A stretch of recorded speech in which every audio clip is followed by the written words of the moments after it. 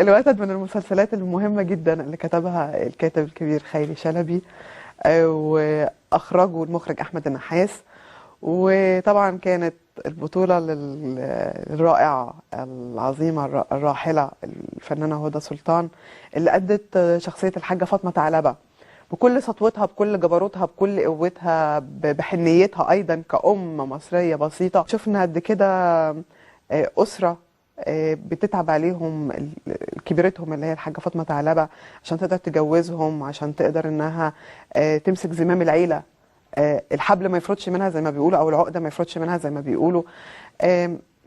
يعني لدرجة ان حتى انا فاكرة ان كان ليها جملة كده لما طلعت تقتل الحداية على سطح البيت، فقالت حدايه في بيت فاطمه ثعلبه زي الحدايه جرأت انها تدخل بيت فاطمه ثعلبه.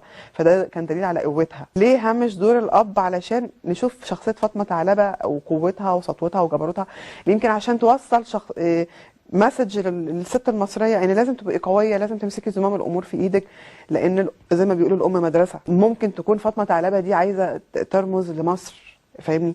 يعني ممكن برضو يكون خيري شلبي لجأ لفكره الرمزيه في انه يتكلم عن السياسه ويرمز اللي يقول ان فاطمه ثعلبه دي هي مصر، مصر اللي ربت وكبرت، ومصر اللي ادت، مصر اللي شالت حمول كتيره جدا، مصر اللي لحد دلوقتي واقفه وبتحاول طول الوقت انها تقول العالم انا صامده.